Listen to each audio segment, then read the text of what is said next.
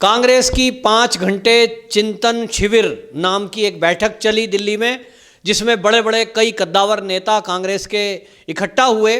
और वो भी नेता इकट्ठे हुए जिन 23 नेताओं ने पत्र लिखा था नेतृत्व को बदलने के लिए, और राहुल गांधी पर उन्होंने सवाल उठाए थे।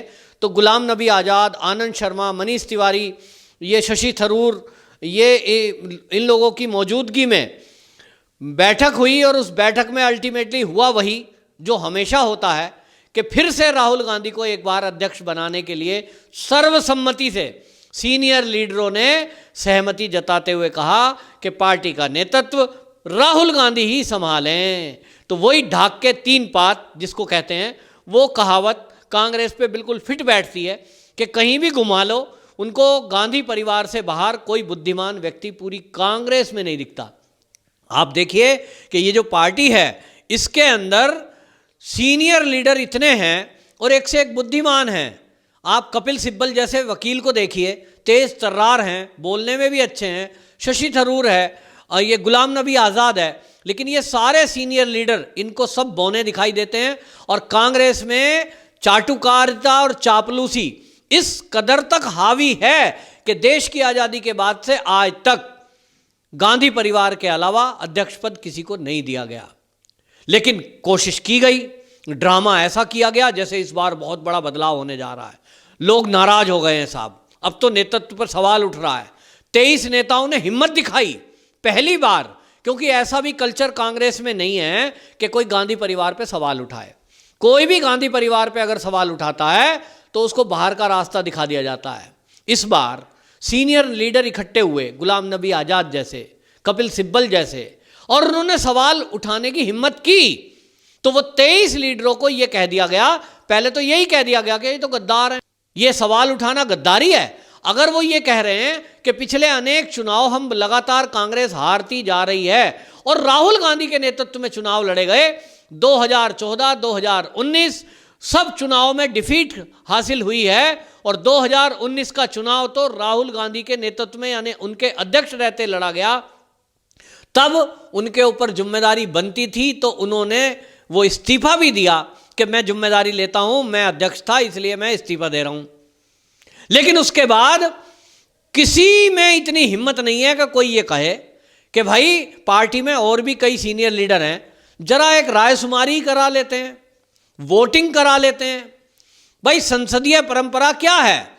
संसदीय परंपरा ये थोड़ा ही है कि केवल एक परिवार के लोग ही अध्यक्ष बनेंगे, उसका प्रमुख बन के वही रहेंगे। सोनिया गांधी, राहुल गांधी, अभी आप मांग उठ रही है प्रियंका, तो प्रियंका गांधी, सोनिया गांधी, राहुल गांधी, राहुल गांधी, सोनिया गांधी, बस यही बदलते रहेंगे क्या? ये फ्रेंडली मैच कब तक चलेगा?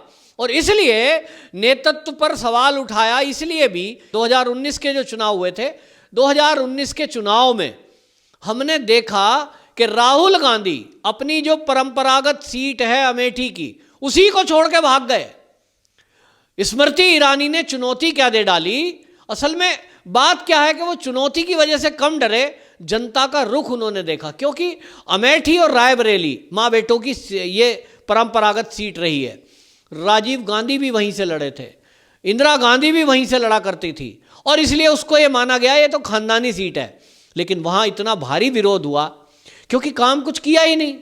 झोंपड़ियाँ, कच्चे रास्ते, किसानों के नाम की ज़मीनों के घोटाले, ये सब जो हुआ, इनको लगा कि यहाँ से तो जीतना मुश्किल है, और इसलिए अमेठी छोड़कर वायनाड भाग गए।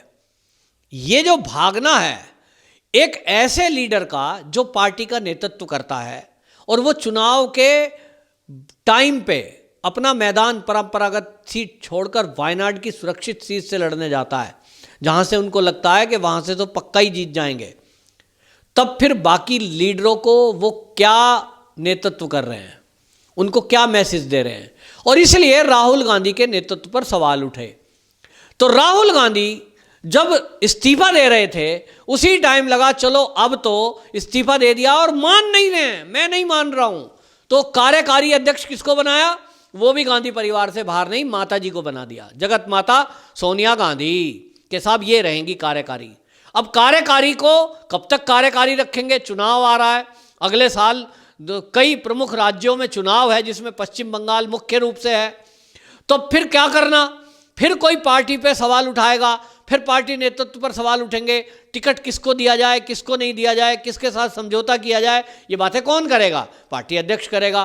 तो इसलिए ये शनिवार की मीटिंग पे बहुत जोर था कि साहब इसमें नाराज नेताओं को भी बुलाया जाएगा, इसमें पार्टी के सभी सीनियर नेता इकट्ठे होंगे। तो इसमें AK एंटोनी, अंबिका सोनी, अशोक गहलोत, P चिदम्बरम, कमलनाथ, हरीश रावत जैसे सीनियर नेता इकट्ठे हुए और इकट्ठे होकर चिंतन किया। और कितना चिंतन किया? तो 5 घंटे मीटिंग चली। और उसके बाद नतीजा क्या निकला? राहुल गांधी नाराज थे। राहुल गांधी के कहने से मान गए। ये पहले से चलता आया है।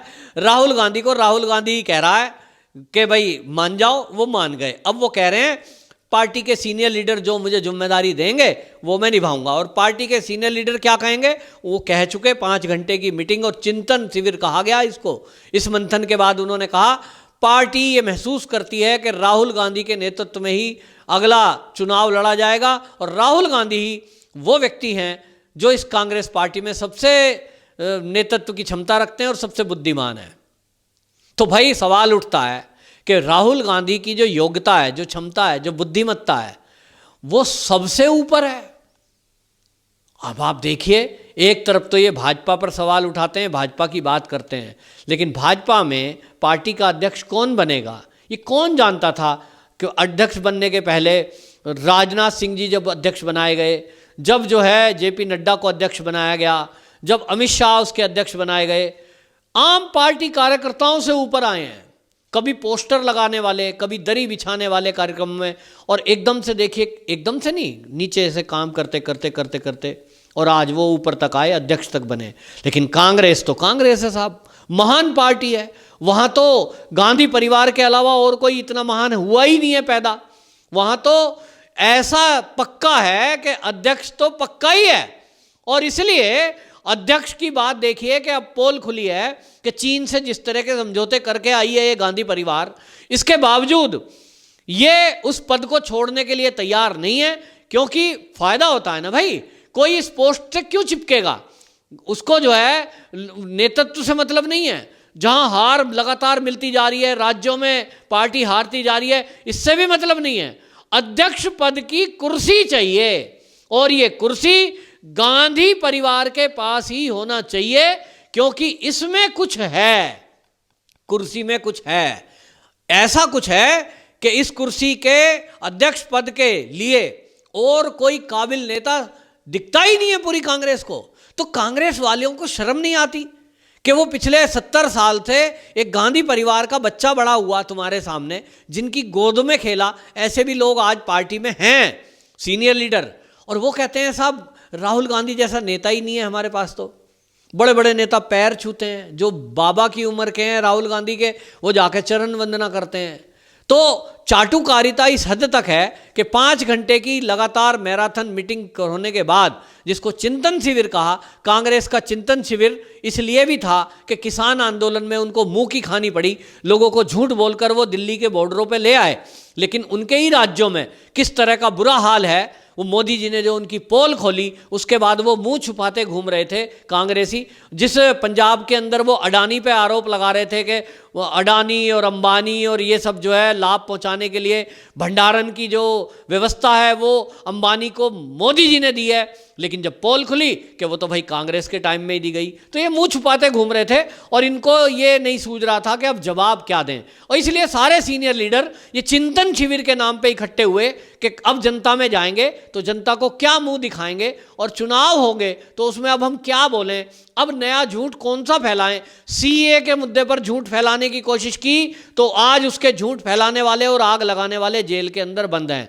किसान आंदोलन पर झूठ फैलाने की कोशिश की, मोदी जी ने उस आंदोलन की हवा निकाल दी और अब पोल खोल दी सबके सामने। तो अब किसान भी अपने को ठगा महसूस कर रहे हैं कि जिस कांग्रेस के कहने से हम यहाँ बॉर्डर पर आए थे, धरना प्रदर्शन कर रहे थे, उसके लिए तो दोषी कांग्रेस ही है, और हमें झूठ बोल के ले आए यहाँ पे कि चलो आपकी जमीनें छिन रही हैं, अरे भाई मंडियां खत्म हो रही हैं, अरे भाई MSP खत्म हो रही है। तो कांग्रेस की झूठ बोलने वाली नीति का खुलासा हो गया है। तो अब नया झूठ क्या बोलें, शायद इसके लिए मीटिंग की होगी, क्योंकि अध्यक्ष पद तो निश्चित है। ये बहाना है कि अध्यक्ष पद के लिए हम चिंतन कर रहे हैं, नंबर 2, ये भी बहाना लगाया गया कि 23 जो नेता हैं, गुलाम नबी आज़ाद, आनंद शर्मा, मनीष तिवारी, शशि थरूर, इन्होंने कहा भाई ये जो नेता हैं ये पार्टी नेतृत्व पर सवाल उठा रहे थे, इनसे भी बात करेंगे। तो इनकी मौजूदगी में बात हुई, इन्हें मनाने की कोशिश हुई, लेकिन ये मान पाए कि नहीं, ये अभी दूर की कौड़ी होगी। और मैं आपको बताऊं, जहां तक मुझे लगता है कांग्रेस का जो कल्चर रहा है कि गांधी परिवार पर जो सवाल उठाता है उसे बाहर कर दिया जाता है, लेकिन इस बार गांधी परिवार इनको बाहर निकाल पाएगा कि नहीं, ये एक बड़ा सवाल है। क्योंकि ये वो नेता हैं जो पार्टी के राज भी जानते हैं, ये गांधी परिवार के राज भी जानते हैं, जिसमें गुलाम नबी आज़ाद और आपके कपिल सिब्बल जैसे तेज तर्रार वकील भी हैं, जो इनको हमेशा बचाव करने के लिए आगे आते रहे हैं। ऐसे में गांधी परिवार के सामने एक समस्या है, और जो सीनियर लीडर हैं उनके सामने भी ये समस्या है कि इन नाराज नेताओं को अगर बाहर निकालते हैं तो पार्टी का क्या होगा।